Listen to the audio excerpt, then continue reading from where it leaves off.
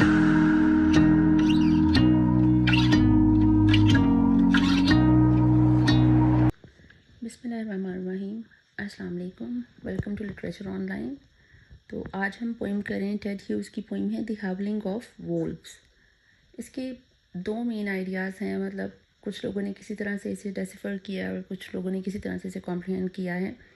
तो एक तो इसका मीनिंग है कि जिस तरह ये इसमें जो एनिमल्स की जो पेन है, एनिमल्स जिस तरह से थ्रू होते हैं, उनकी जो एक मिजरी है, इंसान उनके साथ जो सलूक कर रहे हैं, उसकी वजह से एनिमल्स को जितना सफ़र करना पड़ता है, तो उसके बारे में है। और दूसरी चीज़ ये जो डार्विन की थ्योरी थी सर्वाइवल ऑफ द फिटेस्ट, कुछ उसको लेकर है कि जो वोल्फ हैं they are some kind of humans. तो जिस तरह एक ह्यूमंस का एक पर्पस होता है, एक लाइफ है, और हर एक जो है वो एक अपनी जर्नी कंप्लीट कर रहा है और उसको यहाँ पे दुनिया में रहने के लिए जितना जो है वो लाइक सफ़र करना पड़ता है और जो एक जर्नी से गुजरना पड़ता है, बिल्कुल उसी तरह से ये जो इंस्टिंक्ट हैं आपके, कि आपकी जो एक नेचर जो है आपकी, उसको दिखाया गया कि वोल्फ भी एक तरह से ह्यूमंस ही हैं, या ह्यूमन को आप सिंबलाइज कर सकते हैं वोल्फ्स के साथ। तो इस तरह से इन्होंने किया है। मैं आपको इसके मीनिंग अब बताती हूँ तो वो थोड़ी चीज़ें क्लियर हो जाएंगी। is without word. What are they dragging up and out on their long leashes of sound? लीशीज कहते हैं स्ट्रैप्स को जो जानवरों को पहनाए हुए होते हैं। लाइक आप कोई पेट रखते हैं तो आप उसके गले में एक स्ट्रैप डाल देते हैं, तो ये उसी तरह से is without word what are they dragging up and out on their long leashes of sound. कि मतलब वो अपने वो जो स्ट्रैप्स जो हैं, वो जिस स्ट्रैप में बंधे हुए हैं, वो क्या उसको खींचे लेके जा रहे हैं और किधर को जा रहे हैं। और ये जो साउंड आ रहा है जिन चेन्स के साथ उन्हें बांधा हुआ है, एक तो आप इसको कह देंगे कि एनिमल्स को चेन के साथ बांध के रखते हैं, और दूसरी तरफ इधर इसका ये भी है कि जंगल में जो ट्रैप रखे हुए होते हैं उन्होंने एनिमल्स को कैप्चर करने के लिए, उनको बाद में वो केजेस में रखते हैं। That dissolve in the mid air silence. और ये जो चेन्स का जो एक शोर है वो आपकी जो हवा की एक साइलेंस है उसमें खो सा जाता है या उसमें मिक्स हो जाता है, डिजॉल्व हो जाता है। मतलब हवा के साथ ही ये वाला शोर उसकी एक हिस्सा बन जाता है। Then crying of a baby in this forest of starving silences. मतलब जंगल में जितनी खामोशी है उसमें एक बच्चे की अगर एक बच्चा रोएगा तो उसकी आवाज़ कितनी ज़्यादा प्रोमिनेंट होगी, मतलब वो दूर दूर तक एको करेगी। ब्रिंग्स दी वोल्व्स रनिंग। और इसी तरह ये जो वोल्व्स हैं, जब उनको कोई आवाज़ आती है इस तरह की, तो वो जिस तरह एक बच्चे की आवाज़ उनको बिल्कुल अट्रैक्ट करेगी और वो उसकी तरफ भागेंगे, तो वोल्व्स उसकी तरफ भागते हैं। मतलब कोई भी इनोसेंट सोल अगर कोई होती है, तो अब वो क्राइंग ऑफ अ बेबी का मतलब है कि कोई भी इनोसेंट सोल या किसी जानवर को जब भी इन्होंने शिकार करना होगा तो वोल्व्स किस तरह भागते हैं। उसी तरह आप देख लें कि एक इंसान को अगर कभी मौका मिलता है इस किस्म का, तो वो क्या करता है कि जब एक इंसान के पास पावर होती है तो वो अपने से जो कमज़ोर होता है उसको किसी भी तरह से नुकसान पहुंचाने की कोशिश करता है या उसको सप्रेस करता है। तो ये उस तरह से भी मीनिंग आ जाता है। Tuning of a violin in the forest delicate as an owl's ear. अच्छा, आउल की जो सुनने की हिस्स होती है वो इतनी ज़्यादा शार्प होती है कि वो बहुत दूर, जो एक इंसान या बहुत से ऐसे जानवर हैं जो वो साउंड नहीं सुन सकते, लेकिन एक आउल जो है वो बहुत दूर से भी वो साउंड सुन लेता है। तो जो ट्यूनिंग ऑफ अ वायलिन है ना, मतलब जब आप एक वायलिन ट्यून कर रहे होते तो एक सूदिंग सा साउंड आता है, तो वो इतना ज़्यादा शार्प नहीं होता, इतना ऊंचा नहीं होता।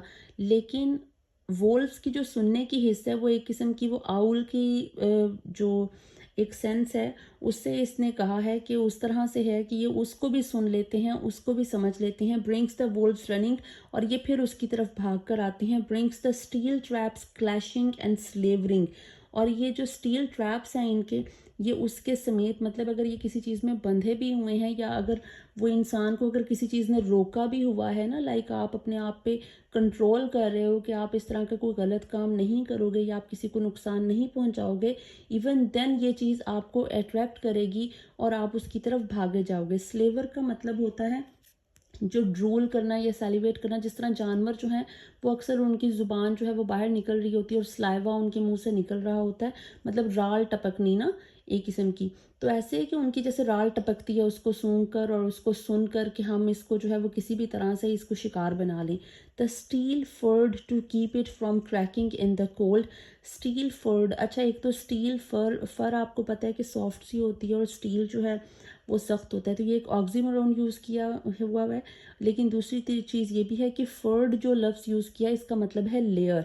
तो स्टील जो है वो उस पर इस किस्म की लेयर जो है वो उस पर की गई है, कोट किया गया है कि ये कोल्ड में जो है वो क्रैक ना हो जाए, ख़राब नहीं हो जाए, रस्ट ना लग जाए उस पर ना, स्टील पे जो उनके ट्रैप्स हैं, ठीक है। The eyes that never learn how it has come about that they must live like this. वो कहता है ये जो वोल्व्स की आंखें जो है ना, ये कभी इन्हें समझ नहीं आती कि ये इस तरह से क्यों है, लाइक ये अपने से कमज़ोर को या किसी को क्यों नुकसान पहुंचाना चाहते हैं।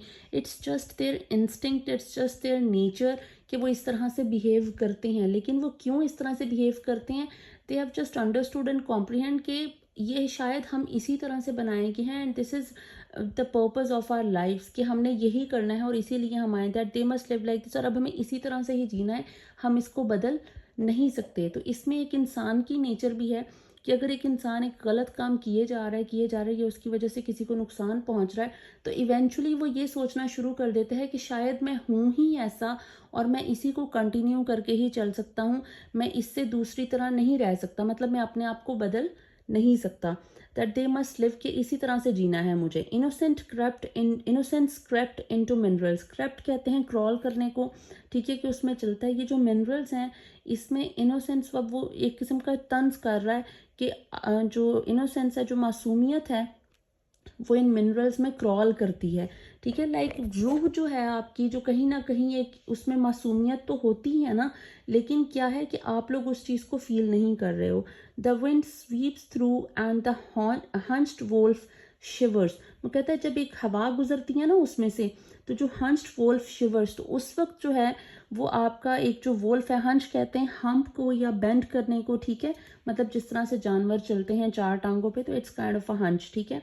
तो एक जो वोल्फ होता है वो जब चल रहा होता है तो वो क्या होता है, वो शिवर करता है, वो कांप उठता है। It Howl's, you can not से वेदर आउट ऑफ एग्नी और जॉय, और वो हाउल करता है। ये हाउल कहते हैं जो क्राई होती है किसी भी वोल्फ की, ठीक है। जिस तरह डॉगी के बोलने को बाक कहते हैं, उसी तरह वोल्फ को हाउल कहते हैं। It Howl's, you can not से वेदर आउट ऑफ एग्नी और जॉय, कि उसे वो गुस्से और गम की वजह से उसने हाउल किया है या खुशी से हाउल किया है। कि जब वो उसे एक मासूमियत का अंदाज़ा होता है ना, जब वो एक चीज़ कुछ कॉन्टेम्पलेट करने की कोशिश करता है, इंसान कुछ सोचने की कोशिश करता है कि शायद मैं इसीलिए बनाया गया हूँ, या I can change myself, can I do that, और कि मेरे से what is actually the purpose of my life, why am I here, like what am I doing with all the things that I am doing, ठीक है। तो वो जो एक विंड स्वीप करती है, वो जो एक मोमेंट ऑफ रियलाइजेशन आता है आपका, तो उस वक्त ये वोल्फ जो है वो कांप उठता है, ठीक है। तो अब ये इंसान भी इसी तरह है कि कभी कभी इंसान में भी ये एक चीज़, एक मोमेंट ऑफ रियलाइजेशन आता है, एक सेंस इस तरह की आती है। तो अब ये नहीं पता कि वो उस वक्त वो एक खुशी होती है उससे अपने किए पे कि मैं इस तरह से बनाया गया हूँ, या फिर वो डर जाता है, सहम जाता है, या वो मतलब उस चीज़ को पे कांप उठता है, ठीक है। It gives him chills. The earth is under its tongue, वो कहता है कि जो ज़मीन है ना वो उसकी ज़ुबान के नीचे है। इसका क्या मतलब है कि हर इंसान जो है, हर जानवर जो है, वो यहाँ पे एक मकसद लेकर पैदा हुआ है, ठीक है। इस ज़मीन में अगर हम लोग हैं तो यहाँ पे एक चूंटी का भी अपना एक मकसद है, एक पर्पज़ है, एक जस्टिफिकेशन है उसके यहाँ पे होने की, और उसी तरह एक इंसान के होने की भी एक जस्टिफिकेशन है कि अल्लाह ताला ने बनाया है। तो इसीलिए ये जो ज़मीन है ना, इससे बढ़कर एक मकसद है इंसान का या जानवरों का जो इस पे हैं। A dead weight of darkness trying to see through its eyes, वो कहता है ये जो एक डेड वेट है ना डार्कनेस का, ये जो अंधेरा है हमें नज़र आ रहा, it's trying to see through it eyes, वो इस अंधेरे में कुछ देखने की कोशिश कर रहा है, वो is trying to see through the darkness, ठीक है। वो उस अंधेरे की से आगे कुछ देखने की, बियॉन्ड डार्कनेस देखने की कोशिश कर रहा है।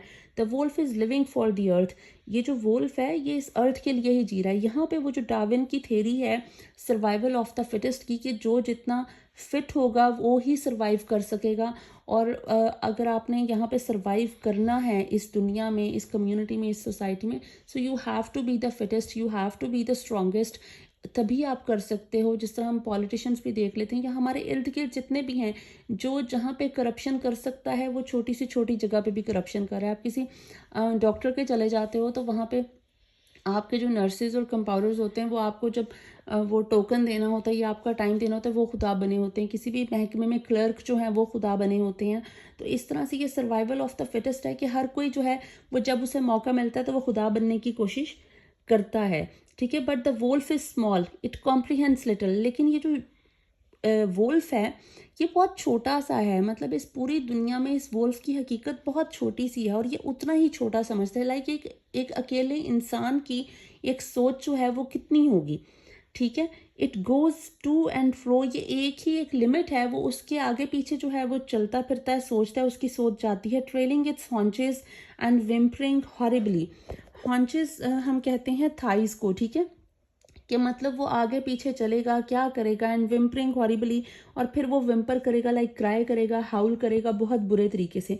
मतलब एक इंसान कहाँ तक सोच सकता है अपनी यहाँ होने के मकसद को और अपने आप को बदलने के लिए, या किसी भी तरह से अर्थ पे होने के लिए कि मैं क्या कर रहा हूँ और क्या नहीं। इट मस्ट फीड इट्स फर, और ये जो है ये सारा कुछ जो है वो उसकी फर को फीड करता है, ठीक है। मतलब उसको कहीं ना कहीं वो एक उसकी जो सोल है उसको ये फीड कर रही होती हैं ये सोचें। The night snows stars and the earth creeks. जो नाइट है, जब रात आती है तो इट स्नोज स्टार्स, लाइक सितारे जो हैं वो ऊपर आते हैं, तो वो आपके सामने एक और आसमान खुलता है और आपके अंदर एक और चीज़ आप सोचते हो। और रात के वक्त जो है वो वोल्फ्स जो हैं वो शिकार करते हैं, तो वो बाहर निकलते हैं। एंड द अर्थ क्रीक्स, और जो दुनिया जो है वो क्रीक करती है, जो क्रीपी सा साउंड होता है, ठीक है, ग्रोन करती है या स्क्वीक करती है, ठीक है, वो एक साउंड निकालती है जो वो इनका साउंड होता है, ठीक है, अर्थ का।